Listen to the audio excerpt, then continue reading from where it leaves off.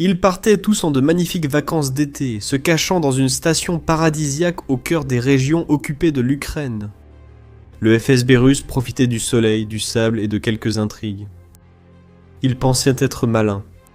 L'Ukraine n'aurait jamais envisagé de chercher des soldats russes dans une station balnéaire, alors que de nombreux autres lieux dans les territoires occupés semblaient plus logiques pour le FSB.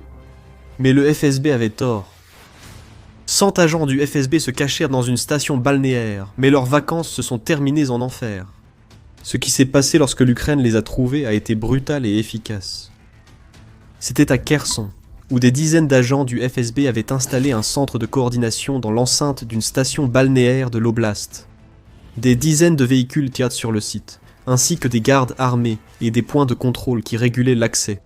Le FSB a également créé des abris souterrains autour de leur base, ainsi que des obstacles du génie pour empêcher l'accès de personnes non autorisées.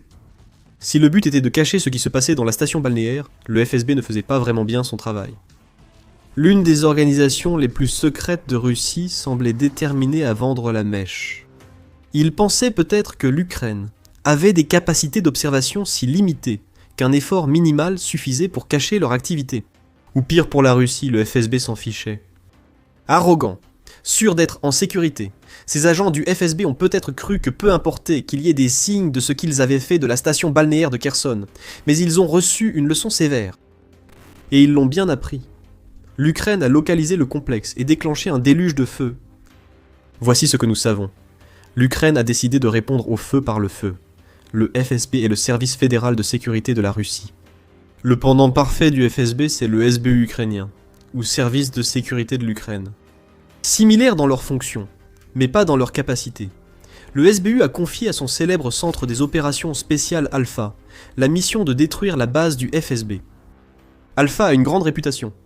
Selon un rapport de Defense Express du 19 juillet, cette seule unité du SBU a enregistré plus de 50 000 pertes parmi les troupes russes depuis le début de 2026.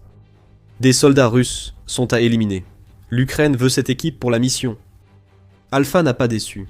En utilisant 13 drones, l'unité Alpha a frappé à plusieurs reprises l'installation du FSB. Les agents du FSB profitant du soleil ont ressenti une chaleur accrue quand d'immenses incendies ont éclaté dans l'installation. Ce n'était pas leur idée de bronzer. Le complexe a été réduit en cendres, et en un clin d'œil, la supercherie du FSB était terminée. En parlant de la frappe, le SBU a été direct dans son évaluation. Les forces spéciales du centre Alpha du SBU ont frappé avec succès le centre de coordination et le site des officiers du FSB, situé dans l'une des pensions de la région de Kherson, occupée, selon un message sur Telegram. La frappe a été menée dans le cadre d'un plan de 40 jours pour le SBU, défini il y a quelques semaines par le président Volodymyr Zelensky. Nous reparlerons de ce plan, il pourrait tout changer en Ukraine. Ce que le SBU a pu détruire demeure la grande question. Nous savons que de grands incendies ravagent actuellement le complexe de Kherson, et nous savons aussi combien d'agents du FSB, selon le SBU, étaient stationnés sur cette base. Environ 100 membres du personnel et plus de 70 véhicules se trouvant sur le territoire de l'installation. Il y a de fortes chances que beaucoup de ces agents du FSB aient été victimes des incendies massifs, en plus des véhicules détruits. L'Ukraine préfère attendre avant de conclure, car l'évaluation des dégâts est toujours en cours lors de la réalisation de cette vidéo. Ce que nous savons avec certitude, c'est que l'Ukraine vient de porter un coup dévastateur au FSB, qui est censé regrouper une partie de l'élite de l'armée et des services de sécurité russes. Nous savons aussi que l'Ukraine a ciblé un centre de communication, impactant la ligne de front à Kherson. Il semble probable que le FSB coordonnait des assauts sur le front et organisait des missions spéciales depuis sa résidence de villégiature. Ce n'est plus le cas désormais. Le soleil et le sable ont été remplacés par des flammes brûlantes. Nous avons également des images de la frappe, publiées par le SBU sur X et Telegram. La vidéo confirme toutes les affirmations sur l'unité Alpha et sa redoutable efficacité. Le SBU n'a pas révélé la date précise de la frappe ni l'emplacement exact du complexe hôtelier. L'Institut pour l'étude de la guerre, ou ISW, suggère que les images géolocalisées montrent qu'il s'agissait d'une région appelée Chasliustava, qui se trouve à environ 130 km de la rive ouest du fleuve Dnipro. Ce que nous savons, grâce aux images, c'est que le FSB semblait pratiquement sans défense dans sa base secrète. À plusieurs reprises, on voit des images filmées par un drone FPV alors que ce drone s'écrase sur une partie de l'installation. Des bâtiments sont touchés, D'énormes explosions sont captées par des drones de reconnaissance survolant la zone. On voit souvent les flammes d'une cible détruite brûler tandis qu'un drone va vers la suivante. Un extrait de vidéo montre même des membres du FSB s'enfuir pour sauver leur vie alors qu'un drone arrive pour les éliminer. Il est peu probable que ces membres du FSB aient survécu. La dernière séquence est la plus parlante. Un drone de reconnaissance survole le site endommagé, filmant les conséquences de l'attaque ukrainienne. On voit des flammes partout. Des bâtiments entiers sont devenus des brasiers. Il n'y avait aucun espoir de fuite pour les agents du FSB coincés dans ces bâtiments. La station balnéaire est devenue un enfer. La Russie allait transformer ce lieu, censé apporter de la joie, en un rouage immonde de la machine de guerre de Poutine. L'unité Alpha du SBU allait effacer les derniers airs de stations balnéaires qu'avait encore la base. Plus personne n'ira en vacances dans ce coin de Kherson désormais. À présent, le FSB restant dans la région doit trouver une nouvelle planque. Sur le champ de bataille, l'information, c'est le pouvoir. Mais une bataille reste invisible. Chaque jour, des courtiers en données collectent, regroupent et vendent vos données personnelles sans votre connaissance ni votre consentement.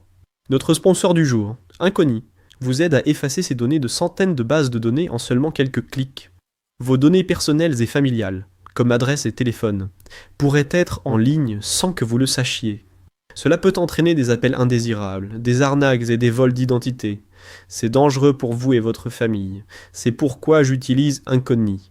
Inconi trouve automatiquement où vos informations personnelles sont exposées et envoie des demandes de suppression en votre nom. Ils ne peuvent pas vous nuire s'ils ne peuvent pas vous trouver. Et avec le forfait illimité, vous pouvez aller encore plus loin. Collez simplement le lien d'un site exposant vos données. Et les experts en confidentialité d'Inconi prendront en charge les suppressions personnalisées. Commencer ne prend que quelques minutes, et après une autorisation unique, Inconi s'occupe du plus gros du travail pour vous. Reprenez le contrôle de votre vie privée dès aujourd'hui.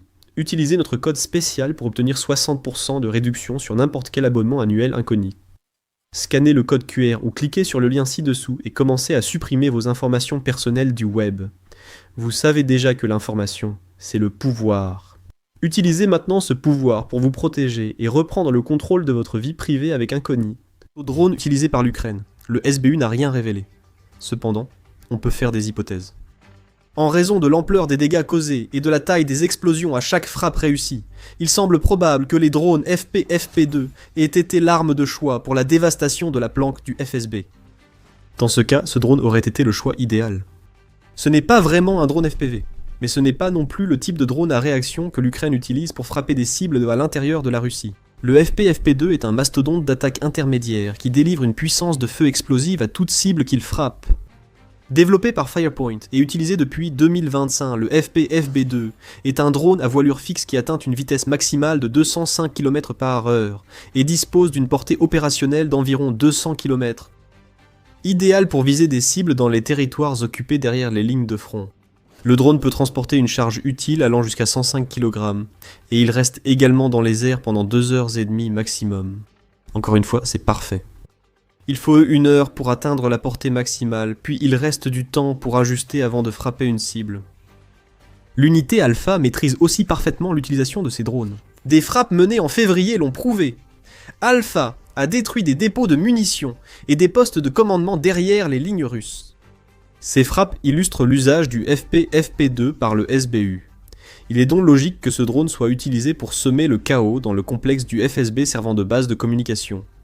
Quel que soit le modèle de drone utilisé, il a été décisif lors de la frappe contre le FSB, et ce que l'unité Alpha vient d'accomplir pourrait avoir un impact considérable sur la guerre en Ukraine. Il y a plusieurs raisons à cela, mais avant d'y revenir, petit rappel, vous regardez The Military Show. Si nos analyses vous sont utiles, abonnez-vous et activez la cloche pour voir d'autres analyses des dernières frappes ukrainiennes. La première des raisons que nous venons d'évoquer est quelque chose que nous avons déjà mentionné plus tôt dans la vidéo. Cette frappe contre le FSB faisait partie de la campagne de 40 jours de frappe annoncée par Zelensky en juin, visant à paralyser le potentiel militaire et économique de la Russie. L'annonce du 25 juin indique que nous venons de dépasser la moitié des frappes, ce qui inquiétera la Russie. L'Ukraine détruit d'importants centres de communication du FSB à mi-parcours de sa campagne. Le Kremlin s'inquiète de ce que le SBU prépare pour le point culminant de cette opération risquée. Et si nous parlons de danger, C'est parce que de nombreuses bases et beaucoup d'équipements russes volent en éclats. Zelensky a chargé le SBU de mener cette campagne de 40 jours, qui utilise principalement des drones pour frapper des cibles dans les arrières russes. L'Ukraine a même donné un premier aperçu du type de cible qu'elle viserait dans le cadre de la campagne, lors de l'annonce de celle-ci par Zelensky, pour coïncider avec des attaques contre un dépôt de pétrole dans le kraï de Krasnodar et des frappes sur 2 raffineries de pétrole situées à Oufa, qui se trouvent dans la République russe du Bakhkortostan. Le message semble être que si c'est à portée des drones du SBU et que cela peut servir les objectifs de guerre de Poutine, alors c'est une cible. C'est du moins notre hypothèse. L'Ukraine a gardé secret les objectifs précis qu'elle souhaite frapper et les tactiques qu'elle utilisera, ce qui signifie que nous ne savons qu'après coup, qu'une frappe faisait partie de la campagne de 40 jours, et seulement si l'Ukraine choisit de révéler l'information. C'est malin. Ne révélez rien à la Russie avant que les agents du FSB ne soient en flammes. Volodymyr Zelensky a choisi le SBU pour une raison précise en lançant cette campagne. Le SBU démontre depuis plusieurs mois les meilleurs résultats en matière de protection des positions de l'Ukraine sur le front, grâce à l'utilisation de drones de différents types. Le centre des opérations spéciales SOC Alpha est le leader en termes de résultats concernant la destruction du personnel et de l'équipement des forces occupantes, a-t-il déclaré lors de son annonce. Ainsi, l'unité Alpha était déjà en tête en matière de potentiel destructeur de l'Ukraine contre la Russie. Elle a ajouté un important trophée à sa collection avec l'incendie de la base de villégiature du FSB. Cette campagne a 2 volets. Premièrement, l'Ukraine a développé un arsenal de drones si varié qu'aucun endroit à l'arrière russe n'est vraiment sûr, que la cible se trouve en Ukraine occupée ou en Russie même. Par exemple, la raffinerie d'Oufa se trouve à environ 1400 km de l'Ukraine, et c'est cette cible que le SBU a choisie pour lancer la campagne de 40 jours. Kherson est bien plus proche, c'est justement l'objectif. Pour une cible de grande valeur nécessaire à la Russie, le SBU et l'unité Alpha ont un drone pour la mission. Deuxièmement, la campagne de 40 jours montre l'ampleur du réseau de renseignement ukrainien. N'oubliez pas, le FSB devait se cacher à la station balnéaire de Kherson. Il ne se cachait peut-être pas très bien, mais cela devait être une base secrète. Le SBU l'a trouvée et l'a détruite. Il agit ainsi depuis des semaines, alors que chaque cible est frappée. Au-delà des cibles, le renseignement ukrainien impressionne désormais par sa capacité à guider ses drones à travers les failles des défenses russes pour frapper à des centaines, voire milliers de kilomètres en Russie. C'est un bouleversement. Cela signifie que l'Ukraine en sait plus que la Russie ne le pense et que rien à l'intérieur de la Russie n'est en sécurité. Cette campagne de 40 jours vise à affaiblir le potentiel militaire et économique de la Russie, ce que le SBU fait depuis le début. Militairement, le SBU frappe tout ce qui a un lien avec le commandement et la coordination russe. C'est ce que nous avons vu à Kherson. Un centre de communication hors service va fortement impacter les forces russes en première ligne. Économiquement, le SBU frappe raffineries, dépôts de pétrole, centres de transport et pétroliers de la flotte fantôme en mer Noire et mer d'Azov. C'est du pétrole et du carburant que la Russie ne peut exporter. Même si ces produits s'étaient que pour un usage domestique et non l'export, la Russie perd de l'argent. Le pétrole et le carburant brûlé doivent être remplacés, et cela coûte cher. Ce genre de pression commence à payer. La campagne de l'Ukraine contre le carburant russe a entraîné des pénuries partout en Russie et dans les territoires occupés, en particulier en Crimée, qui est de plus en plus isolée. La campagne de 40 jours fait partie d'une opération de pression qui oblige Poutine à envisager ce qui attend ses soldats et son peuple cet hiver. Le carburant brûle, et l'Ukraine continuera de frapper les infrastructures énergétiques à l'approche du froid. L'Ukraine a aussi un intérêt personnel ici. L'Ukraine est un pays froid en hiver, et la Russie en a profité avec ses propres frappes contre le réseau énergétique ukrainien. L'hiver 2025 a été particulièrement difficile pour l'Ukraine, car les frappes russes ont coupé l'électricité et le chauffage pour de vastes pans de la population, souvent pendant plusieurs jours d'affilée.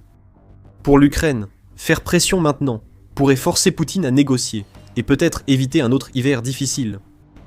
L'Ukraine mise sur les avantages dont elle dispose avec sa campagne de 40 jours. Elle devance la Russie sur le plan technologique, comme le montre l'apparition de drones dotés d'IA. La défense aérienne par drone est un autre atout de l'Ukraine. Cette technologie s'impose désormais, et le SBU, notamment l'unité Alpha, montre son utilisation. La poursuite de la campagne de 40 jours est une raison clé pour laquelle cette frappe pourrait changer la donne pour l'Ukraine. Une autre raison réside dans la cible de l'Ukraine, le FSB. Le FSB est officiellement un organe exécutif fédéral chargé de protéger la Russie. Les questions de sécurité nationale, de lutte contre le terrorisme et de protection des frontières de l'État relèvent toutes de la compétence du FSB, tout comme la protection de Poutine contre les menaces, réelles ou imaginaires, que Poutine perçoit dans l'ombre. Aucune de ces missions ne prévoit d'attaquer l'Ukraine, mais le FSB le fait, ce qui marque un écart avec ce que l'organisation représente. La réalité du travail du FSB est plus trouble que ce que soutient la Russie. Grâce à un rapport de Business Insider, publié en août 2022, nous savons que l'FSB se préparait depuis au moins 2019 à l'invasion totale de l'Ukraine, et qu'il avait quintuplé de taille entre cette date et 2022. Protéger les intérêts russes n'est pas l'objectif du FSB, mais bien l'agression contre l'Ukraine, tant que la Russie cherchera à la soumettre. Depuis que Poutine a lancé l'invasion, le FSB s'est passé d'une organisation civile à militaire. Le King's College de Londres précise que les agents du FSB ne seront pas en première ligne. Ils mènent plutôt des activités bien plus malveillantes, souvent loin derrière les lignes ukrainiennes ou russes. En Ukraine, le FSB envoie des espions pour découvrir tout ce qu'ils peuvent afin de soutenir l'effort de guerre russe. À l'arrière russe, tant à l'intérieur de la Russie que dans l'Ukraine occupée, les agents du FSB se livrent souvent à ce que le King's College de Londres appelle la filtration des citoyens ukrainiens. Il s'agit d'identifier les collaborateurs potentiels et de retirer des rues quiconque pourrait représenter un danger pour la Russie. Le FSB torture, extrait des données et inspecte les comptes sur les réseaux sociaux pour obtenir un maximum d'informations et appuyer ses fausses condamnations contre les citoyens ukrainiens. En résumé, le FSB est devenu un cancer en Ukraine. Son rôle est désormais d'être une force nuisible à l'Ukraine au lieu de protéger la Russie. En détruisant l'installation du FSB à Kherson, l'Ukraine vient de porter un coup à l'une des organisations les plus obscures que la Russie déploie sur son territoire. L'Ukraine espère que des agents du FSB ont péri dans les flammes avec les bâtiments. Chaque agent éliminé est un espion russe professionnel bien formé, très difficile à remplacer. Bien que la majorité des 100 employés du complexe de Kherson aient survécu, ils ont perdu du matériel de communication et possiblement des données clés. Cela crée des opportunités pour l'Ukraine. Des frappes que le FSB aurait pu anticiper peuvent maintenant avoir lieu. Les plans d'attaque contre l'Ukraine sont partis en fumée. Pendant un certain temps au moins, le FSB est devenu un facteur négligeable à Kherson. En parlant de cette région, partiellement occupée par la Russie depuis le début de l'invasion, l'Ukraine veut limiter l'efficacité de la Russie à Kherson. Éliminer la présence du FSB à Kherson est une excellente avancée. C'est la dernière d'une série d'actions peu médiatisées prises par l'Ukraine pour affaiblir la Russie à Kherson. Reuters a rapporté fin juin que Vladimir Saldo, gouverneur fantoche de Kherson, a déclaré que les territoires occupés par la Russie étaient privés d'électricité suite aux frappes ukrainiennes sur les infrastructures énergétiques. Dans son rapport du 20 juillet sur l'état de l'offensive russe, l'ISW a indiqué qu'aucune source russe ou ukrainienne n'avait signalé de mouvement au sol à Kherson. C'est une bonne nouvelle pour l'Ukraine, et cela laisse penser qu'une impasse existait déjà avant l'attaque du FSB. Avec la destruction de cette installation, l'Ukraine pourrait avoir de nouvelles chances de repousser l'ennemi. Cela a permis de gagner du temps pour renforcer les fortifications, tandis que les soldats russes paniquent et retardent les assauts, car la communication avec le FSB a été coupée. Au final, le SBU et son unité Alpha ont prouvé à la Russie qu'elle ne peut rien cacher à l'Ukraine. Quoi que la Russie essaie de cacher, l'Ukraine le découvrira toujours. Près de 100 membres du FSB l'ont appris à leurs dépens. Ils profitèrent d'une petite pause estivale agréable à Kherson occupée. Mais ils sont en guerre, et l'Ukraine vient de leur infliger un rappel mortel de cette réalité. L'Ukraine repère ce que la Russie tente de dissimuler, puis envoie des drones pour le détruire. Quelques jours avant la frappe de Kherson, le même événement s'est produit à Donetsk. Là-bas, la Russie cachait un dépôt de carburant dans une usine de béton abandonnée. L'Ukraine l'a trouvé et a déclenché l'opération Enfer pour le détruire. Regardez notre vidéo pour en savoir plus. Si vous avez aimé cette analyse sur la victoire de l'Ukraine contre la Russie au sein du FSB, abonnez-vous à The Military Show pour découvrir la suite. Merci de votre attention.